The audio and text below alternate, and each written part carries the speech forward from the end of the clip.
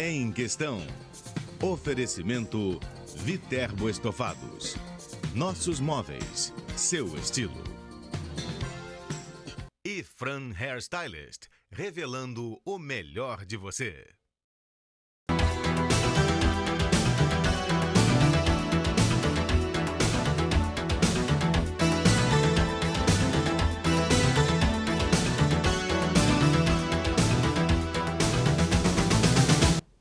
O cérebro humano é uma das estruturas mais complexas do universo.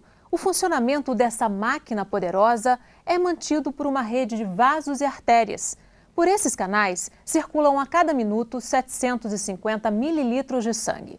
É o sangue que abastece nosso cérebro de oxigênio e nutrientes. Mas essa rede também está sujeita a falhas. São as doenças neurovasculares.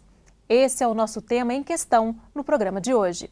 O nosso convidado é o neurocirurgião Diogo Freitas. Muito bem-vindo, obrigada pela participação. Obrigado, eu agradeço o convite. Entre as doenças neurovasculares, uma das que mais acometem os brasileiros, está até na lista das doenças que mais matam, é o AVC, né? Correto. O que exatamente caracteriza o AVC? Então, o AVC é um acidente vascular cerebral. Tem alguns tipos de AVC, na verdade, tem o AVC isquêmico e o AVC hemorrágico, sendo o AVC isquêmico mais comum, que nada mais é que a obstrução de uma artéria do cérebro ou um pequeno capilar, impedindo que o sangue chegue no tecido cerebral. Com isso, ocorre uma isquemia do tecido e morte celular, podendo acarretar diversos sintomas e sequelas neurológicas. Tem também o AVC hemorrágico, que tem alguns tipos de AVC hemorrágico. O mais comum é o hipertensivo, que a gente chama de AVC hemorrágico primário. Por conta da hipertensão crônica, os capilares e pequenas artérias do cérebro sofrem, ficam fragilizadas e, num certo momento, se rompe e faz um sangramento no cérebro, um hematoma intracerebral. Ou seja, são basicamente dois problemas, ou a interrupção do fluxo sanguíneo, né, ou o sangramento. Exatamente. Né? E basicamente os dois têm as mesmas causas, a não ser quando você fala de AVC hemorrágico secundário, que são patologias intracerebrais que em algum momento sangram, causando AVC hemorrágico. São eles os aneurismas, as malformações intracerebrais ou as fístulas durais, que podem também causar um AVC hemorrágico. É uma outra questão. A gente vai falar um pouquinho sobre aneurisma, né, e malformação arteriovenosa daqui a pouquinho. Quais são os fatores que predispõem a um AVC? Bom, hipertensão não tratada, hábitos de vida não saudáveis, como colesterol alto, sedentarismo, obesidade, fumo e algumas doenças também já intrínsecas das pessoas, ou uma doença genética, uma vasculite, algumas coisas que são mais raros. O mais comum é o AVC causado por ou colesterol alto, hipertensão e hábitos de vida não saudáveis. Pessoas com problemas circulatórios, periféricos, nas pernas, Sim. Elas já são mais sujeitas também? Sem dúvida. Em geral, uma pessoa que tem uma doença vascular periférica tem uma tendência a ter uma doença vascular intracerebral. Estão associados. O que a pessoa sente no momento do AVC? Varia muito, varia muito da região do cérebro acometida. Você pode ter uma grande artéria obstruída e o paciente entra em coma na hora. Você pode ter uma artéria menor, mas obstruindo uma área responsável pela mobilidade, pela força de um lado do corpo. Então você pode ter um déficit de força súbito, parar de mexer braço e perna, de repente. Ou uma fraqueza também? Ou então só uma fraqueza, ou uma plegia ou uma paresia, que a gente chama. Ou você pode ter sintomas mais esparsos, menos objetivos. Você pode ter déficit de cognição, déficit de raciocínio lógico, pode ter déficit visual, se você acometer o lobo occipital, que é a área da visão. E você pode não sentir praticamente nada. Tem uma isquemia ali, se fizer um exame você vai ver, mas ela é assintomática, porque é uma área não importante do cérebro que foi acometida. Quer dizer, depende da região do cérebro que foi afetada. Da região e da extensão afetada. E aí entra um problema, né? Porque o AVC ele só pode ser revertido nas 4 primeiras horas, não é isso? O AVC isquêmico, quando você tem uma trombose de um grande vaso dentro do cérebro, você tem um protocolo de tratamento para tentar reabrir esse vaso, que é o trombolítico, né? O tratamento com trombolítico. A gente injeta uma substância na veia, que é uma substância que vai degradar esse coágulo, permitindo que o fluxo sanguíneo se restabeleça. E esse tratamento só pode ser feito com até 4 horas do início dos sintomas. Passando esse tempo, os riscos são maiores do tratamento e os resultados não são muito bons. Isso é um desafio, porque poucos pacientes conseguem chegar tão rápido a um hospital. Até porque, como os sintomas são muito variados, muitas das vezes as pessoas acham que é outra coisa, né? Exatamente. Confundem com mal-estar. Exato. Quando a indicação do tratamento trombolítico tem que ser uma artéria cerebral calibrosa, importante, obstruída. Então, é difícil não ter sintoma. Geralmente, quando tem esse tipo de obstrução, vai ter algum tipo de sintoma. E muitas vezes até sintomas graves, como rebaixamento importante do nível de consciência e até coma. O importante que diferencia é que é uma coisa abrupta, né? Sim. Repentina. A pessoa não estava sentindo nada, não é devagarinho. Não é insidioso. É uma doença vascular cerebral. Os sintomas eles se iniciam agudamente, súbito, de uma hora para outra. Quando o paciente tem algum tipo de sintoma, de déficit de força, que é progressivo, insidioso, aí tem que pensar em outros diagnósticos. É possível que a pessoa tenha esses sintomas e reverta totalmente? Quer dizer, é o chamado AVC transitório, né? Existe o AIT, que a gente chama, que é o acidente vascular transitório, acidente isquêmico transitório, que há um déficit súbito e ele se reverte em menos de 24 horas. Sozinho, espontaneamente, o paciente volta a ter aquela função comprometida. E isso é o que a gente chama de AIT. Esses pacientes são pacientes críticos que têm que ser investigados e têm que ser tratados. Porque se ele faz um AIT, ele tem grande chance de fazer depois uma isquemia definitiva. Isso que eu ia te perguntar. Na verdade, passou muito tempo. Passou mais do que as 4 horas. Ainda assim, é importante procurar o médico para fazer um tratamento, né? Sim, claro. Tem que muitas vezes ficar internado para acompanhamento, para tentar fazer com que não piore esse AVC. Resgatar a área de penumbra, que a gente chama. Fazer medicação para essa artéria que está obstruída não obstrua outras. Para a fonte da obstrução não continue obstruindo outras artérias. Então tem medicação que tem que ser feita, tem que ter um controle pressórico rigoroso, não pode subir muito, nem baixar pouco a pressão. Então é paciente que tem que ser hospitalizado. Quer dizer, mesmo que não tenha como reverter a situação, tem um controle para evitar a progressão, né? Para evitar que faça uma sequela pior e para tratar e diminuir os riscos daquela lesão que já está feita. Diminuir as consequências para o paciente em geral. Muitas vezes o paciente faz um infarto também após um AVC. Então isso tudo tem que ser pesquisado e tratado. É possível que a pessoa tenha micro AVCs, vários, até apresentar um sintoma mais aparente mesmo, como perda de memória? Sim, é possível. Existem as lacunas, os AVCs lacunares, que a gente chama, que são pequenas isquemias em áreas esparçadas do cérebro que muitas vezes não causam sintoma para o paciente.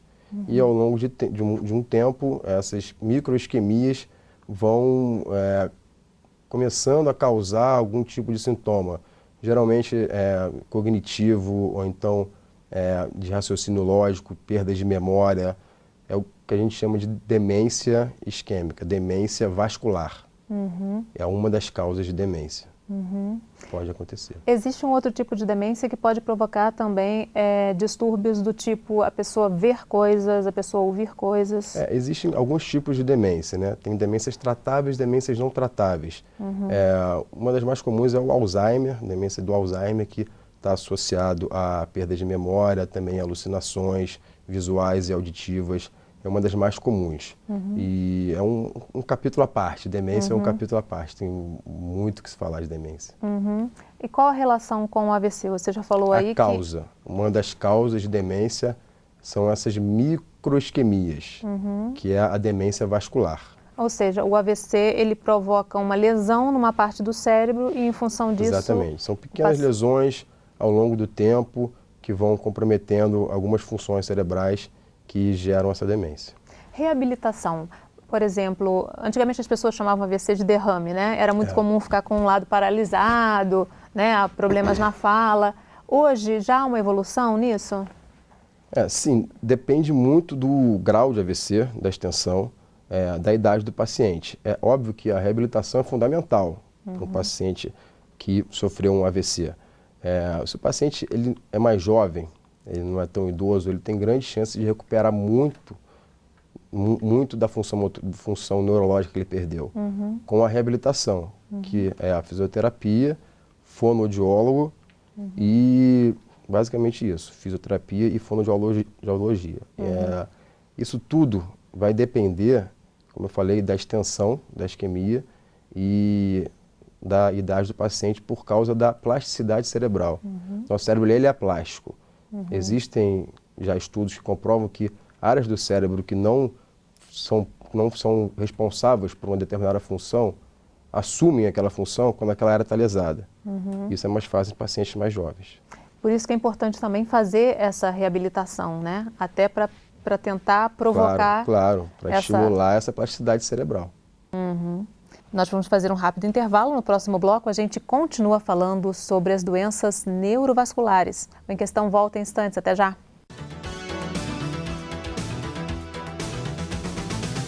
Em Questão.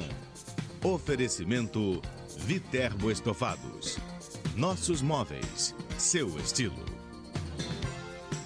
E Fran Hairstylist, revelando o melhor de você.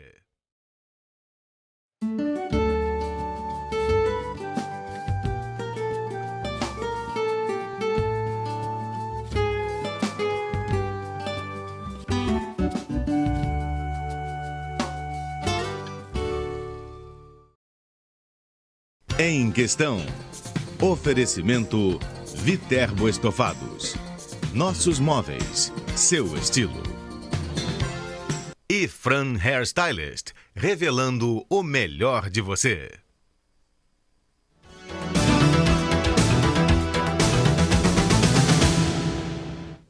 O Em Questão está de volta falando sobre as doenças neurovasculares. Nosso convidado é o neurocirurgião Diogo Freitas.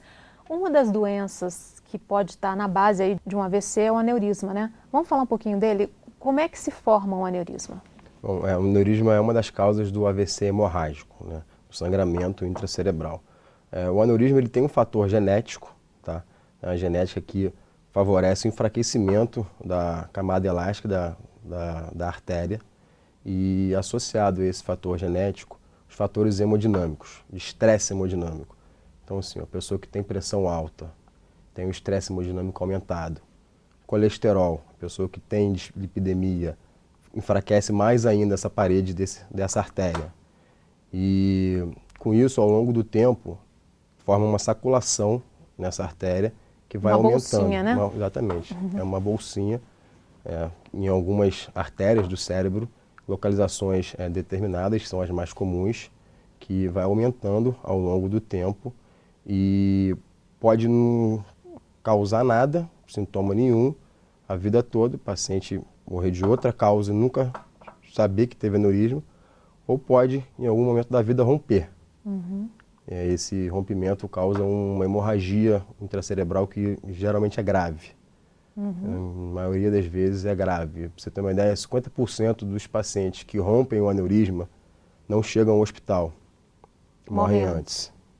desses 50% que chegam ao hospital, metade vai sair do hospital com algum tipo de sequela. Então, 1/4 só de pacientes que rompem aneurisma vai ser normal, sem sequela nenhuma. Essas sequelas, quais são as mais comuns? Varia, assim, geralmente você tem sequelas cognitivas, sequelas de comportamento motor, fraqueza nos braços ou nas pernas, ou até paciente que fica vegetativo, em estado vegetativo persistente. Só abre o olho, mas não interage nada, precisa de alimentação por sonda, precisa estar sempre internando no hospital porque faz uma série de complicações e não é incomum. A gente lida com esse tipo de paciente assim, rotineiramente. A pessoa nasce com aneurisma ou ele pode se formar ao longo da Então, vida? o aneurisma ele é considerado uma doença adquirida. Tá? Tem alguns tipos de aneurismas que a pessoa nasce com ele. Tem aneurisma de criança, tá? Mas ele é considerado uma associação, um fator genético com essas causas extrínsecas, essas causas que nada mais é que os fatores que enfraquecem ainda mais a parede da artéria. O fumo está muito associado à formação do aneurisma e à ruptura do aneurisma. A pessoa que fuma tem mais chance de romper um aneurisma que a pessoa que não fuma. Ele é mais comum, o rompimento é mais comum a partir dos 40 anos, né? Sim. Por quê? Fatores hormonais, em geral. E porque ele é formado na idade jovem, adolescência para jovem, e tem uma taxa de crescimento anual. Então, quando ele atinge um certo tamanho, geralmente é nessa idade que ele atinge um certo tamanho propício a sangrar. A gente vê também pacientes idosos com sangramento de aneurisma, mas não é o mais comum. E durante todo esse tempo, ele está lá crescendo, mas a pessoa não tem sintoma nenhum, A né? maioria não sente nada. Dependendo do tamanho do aneurisma e da localização dele, pode haver algum tipo de sintoma.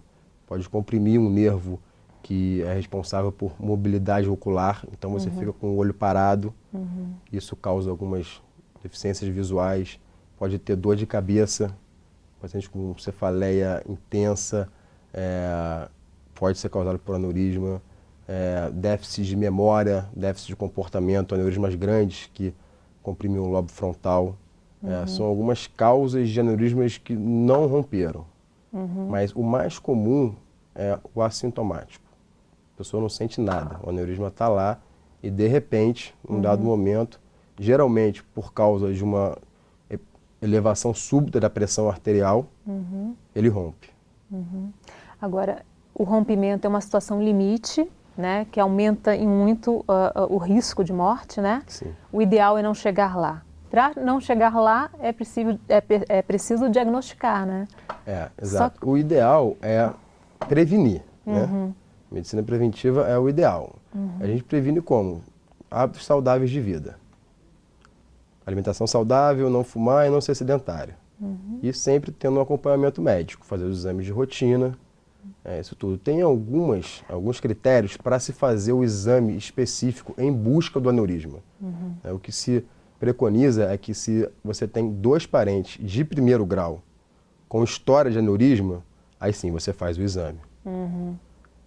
Em geral, se você tem um parente, já pede para fazer o exame. Mas na literatura médica, são 2 parentes de primeiro grau com história de aneurisma roto ou não roto, para você fazer o exame específico. Que exame é esse?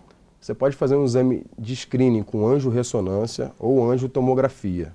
O exame padrão ouro, que é o mais certo, que diagnostica com mais certeza, é a arteriografia cerebral, que é um cateterismo do cérebro, como um cateterismo cardíaco, só que estuda as artérias e veias do cérebro.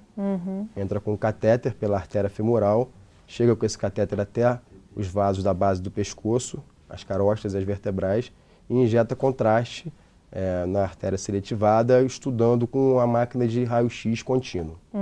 Agora, tratamento, na verdade, é uma intervenção, né? Não tem um tratamento com medicação, tem que fazer uma intervenção, né? Se você tem um aneurisma roto, tem que tratar, de qualquer forma. Tem 2 formas de tratamento. A clássica, que é a cirurgia aberta, que abre a cabeça, disseca o cérebro, chega lá e coloca um clipe no aneurisma, excluindo ele da circulação. E uma técnica que é mais utilizada, que é mais moderna, que é a técnica endovascular. Por meio de um microcatéter, a gente consegue chegar lá no aneurisma e liberar coils, que são pequenas molinhas de platina que obstruem o aneurisma, completam ele, e ele não tem mais fluxo sanguíneo entrando dentro dele. Ele é excluído da circulação. É como se coagulasse o sangue ali dentro? É como você preenche aquele espaço que antes passava sangue por esse material, micromolas de platina. Agora, isso é um procedimento preventivo também, né? Sim, se você diagnostica o aneurisma antes dele sangrar, se ele tem o tamanho que se preconiza tratar, a localização, a gente trata antes que ele sangre. É uma prevenção. E é o ideal, né? É o ideal. Descobrir antes para eliminar a possibilidade do sangramento. Quer dizer, na maior parte dos casos hoje, vocês indicam realmente a intervenção? Porque tinha aquele caso, antigamente se falava, né? É uma incógnita, né? Você pode viver a vida inteira sem ter um sangramento ou não. Mas hoje Hoje em dia está bem estabelecido já na literatura mundial. Se você tem um aneurisma maior que 3 milímetros, tem que tratar.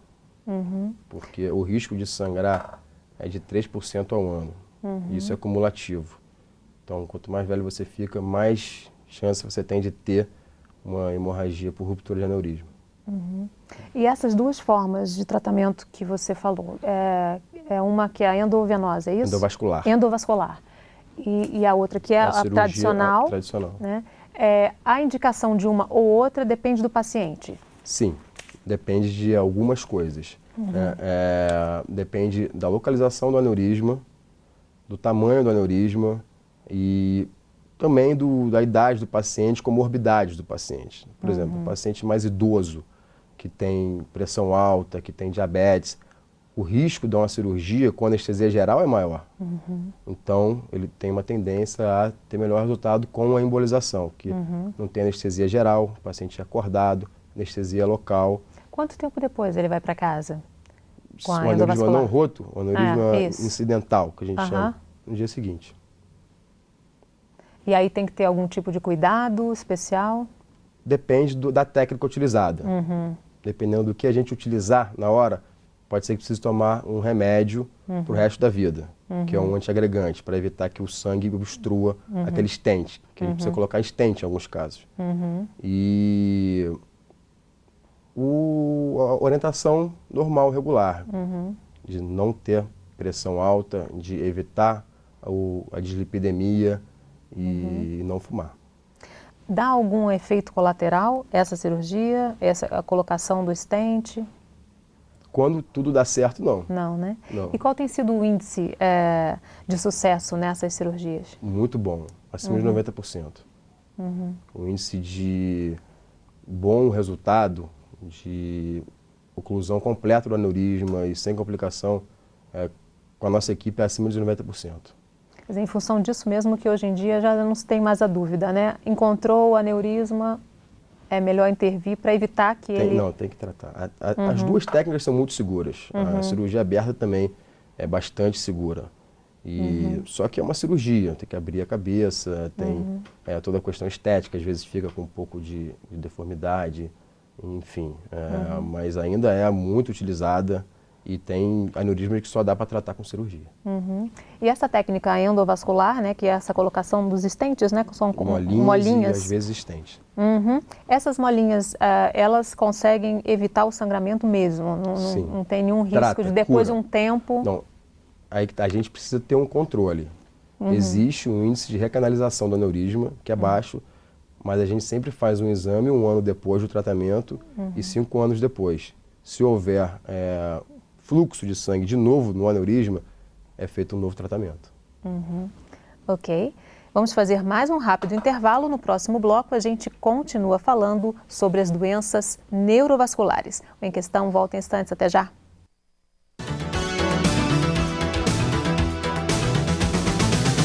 Em Questão. Oferecimento Viterbo Estofados. Nossos móveis, seu estilo. E Fran Hairstylist, revelando o melhor de você.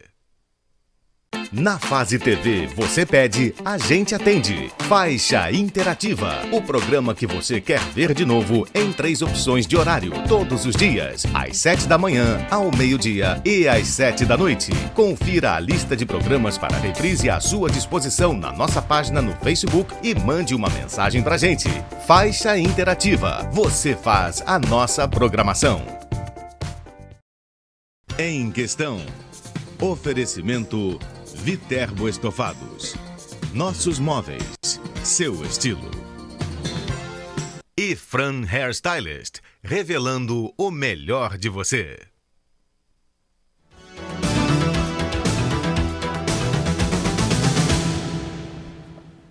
O Em Questão está de volta falando sobre as doenças neurovasculares. O nosso convidado é o neurocirurgião Diogo Freitas. Retomando o assunto do aneurisma, por que as mulheres têm mais tendência a aneurisma? Fatores hormonais.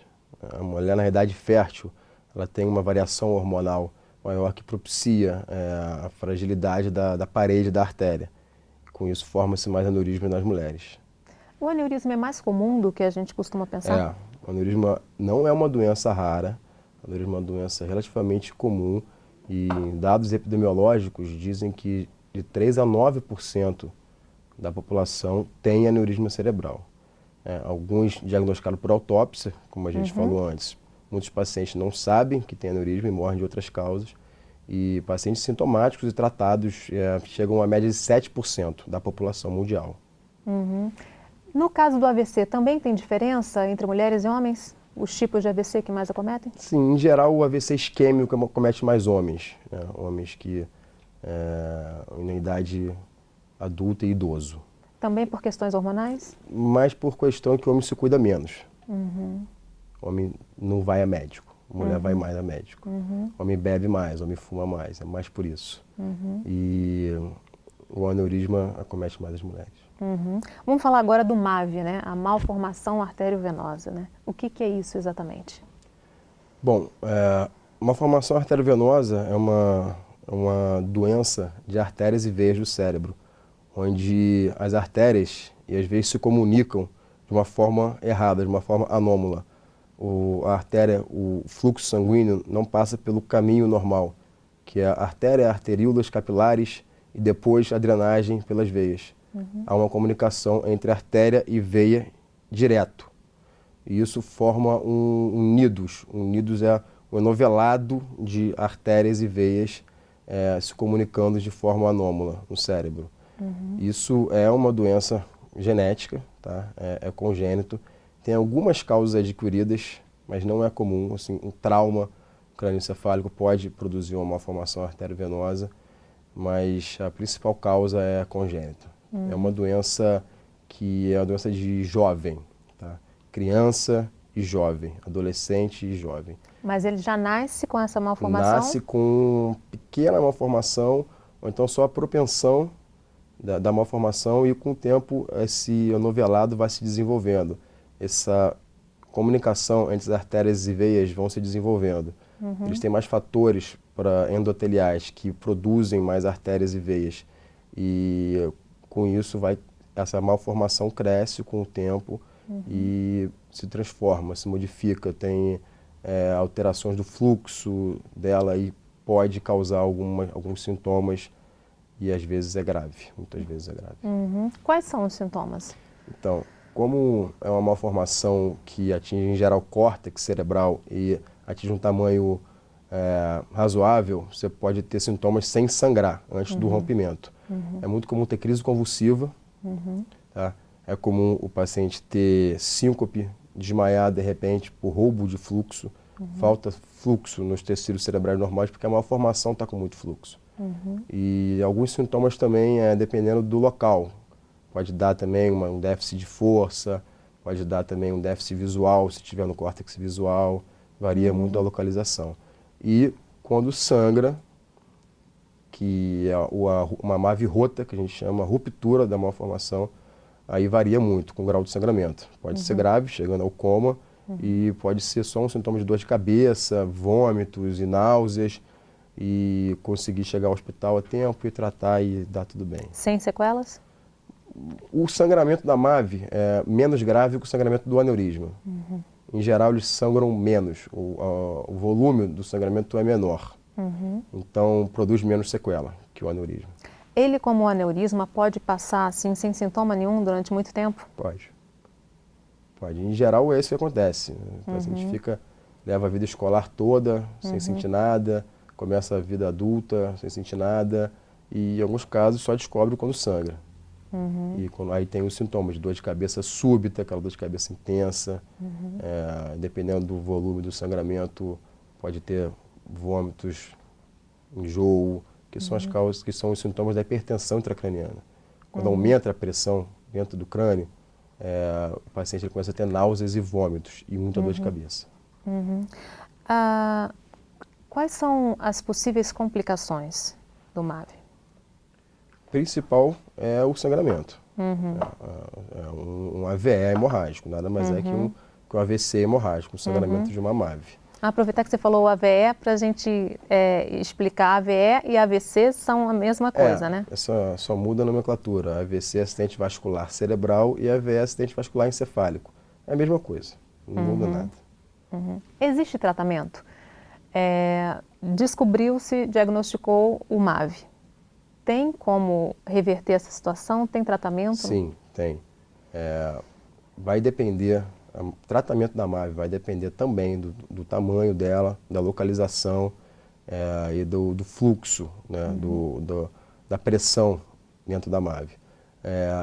Uma das formas de tratamento também é o procedimento endovascular. Da mesma forma, chega-se com microcatéter no interior da MAVE, onde estão as comunicações entre artérias e veias, e injeta uma substância, que é um polímero, que obstrui essas comunicações. Isso é uma forma de tratamento, na verdade é a mais usada por nós hoje. Uma outra forma de tratamento é a cirurgia aberta, abre o crânio, resseca a MAVE e, se der tudo bem, fica curado. É tecnicamente muito difícil, cirurgia de MAVE é muito difícil. Mais difícil que de aneurisma? Mais difícil que de aneurisma. Tecnicamente é muito difícil. Então, assim, não são todos os centros neurocirúrgicos que fazem. Uma outra forma de tratamento é a radiocirurgia, que é uma coisa mais recente, que nada mais é que uma radioterapia localizada, ali na malformação com raios gamas, uma coisa diferenciada. Mas para fazer a radiocirurgia, o volume da MAVE não pode ser grande. Então, ou MAVE pequena ou MAVE tratada antes por outra técnica, geralmente endovascular. Então, tem tratamentos combinados, combinando algumas técnicas. A gente pode embolizar antes, depois vem a radiocirurgia e radia para eliminar aquela MAVE. A pessoa pode ter mais de uma MAVE, mais de uma malformação no cérebro? Não é comum, não é comum, mas pode. Pode ter tipos diferentes, pode ter uma fístula única e uma MAVE do outro lado, pode. Como é que se descobre? Como é que se faz o diagnóstico? Geralmente quando começam os sintomas. Quando começam os sintomas, se pede um exame, em geral o primeiro de tomografia. A tomografia, você consegue ver que tem alguma coisa ali, mas sem definir o que é. Aí se pede uma ressonância, com uma angiorressonância, e o diagnóstico definitivo também é pela arteriografia, que você consegue estudar melhor a MAVE. A arteriografia é um exame dinâmico, então você consegue ver como funciona a dinâmica da MAVE, para programar melhor um tratamento. Quer dizer, vai nessa escala porque vai por eliminação, né? Que podem ter outras doenças que levem aos mesmos sintomas, começa né? por exames mais simples, né? E nesse exame é possível constatar exatamente se a pessoa tem o MAVE ou não? A arteriografia é o exame padrão ouro. Se houver uma MAVE, vai aparecer nesse exame. Ele não erra nesse ponto. E aí também, como aneurisma, a indicação é que se vá direto para o tratamento, que é a intervenção, né? A MAVE depende, tem alguns fatores que tem que ser considerado para indicar um tratamento. A MAVE tem alguns graus, tem a graduação de MAVE, tem alguns graus que a gente não trata, que a história natural da doença, ela é melhor do que a história natural do tratamento. O tratamento é um tratamento tão complexo, tão arriscado, que o índice de complicação é alto. Então, já está comprovado que é melhor não tratar. Que a história natural dessa doença vai ser melhor que o seu tratamento, então não faz nada. Ou seja, o risco de sangramento dela é mais baixo que o aneurisma? Mais baixo, sem dúvida. O MAVE tem um índice de sangramento menor que o aneurisma. Isso chega a ser 0,3 por ano. Então, assim, é bem mais baixo. E aí, em casos mais complexos? Em casos de MAVEs muito grandes, muito complexas, é melhor não tratar. Isso tudo depende da idade também, depende do tipo de sintoma que o paciente tem. Se é um jovem com sintomas debilitantes, você vai ter que arriscar um tratamento, né? Porque você não vai deixar um paciente jovem sem uma chance de melhorar e ter uma vida normal. Com dor de cabeça, Exatamente. muitos sintomas atrapalhando, interferindo na vida dele. Crise convulsiva, que não consegue controlar com remédio. Aí entra no critério de tratamento.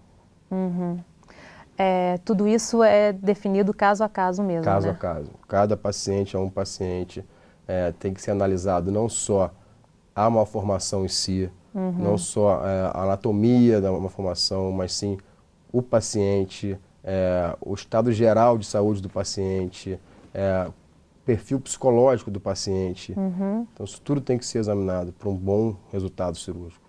E que tipo de acompanhamento tem um paciente desse, por exemplo? É decidido que esse não tem quase sintoma, foi um achado, né? Estava pesquisando outra coisa, encontraram a MAVE. E é definido que no caso dele é melhor o acompanhamento. Ele tem restrições na vida dele? Sim, algumas restrições. Assim, a gente orienta não nadar sozinho, orienta muitas vezes não dirigir um carro sozinho, evitar esportes de impacto, evitar esporte muito exaustivo, evitar situações que elevem a pressão arterial, enfim, um acompanhamento com um neurologista frequente para estar sempre alterando as medicações e achando a melhor medicação para controlar dor e crise convulsiva. Em geral é isso.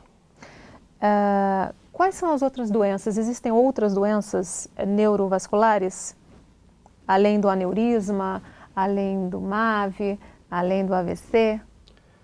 Existem as fístulas, que elas se encaixam, né, assim, na classificação de malformação, que é uma comunicação de uma artéria com uma veia dural, uma artéria dural com uma veia cerebral, uma comunicação única. Isso tem vários tipos de fístulas.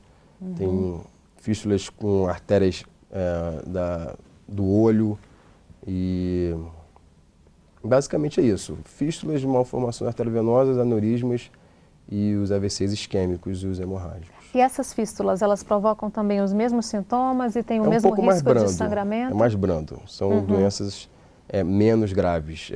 O risco de sangrar é muito menor e os sintomas são variáveis.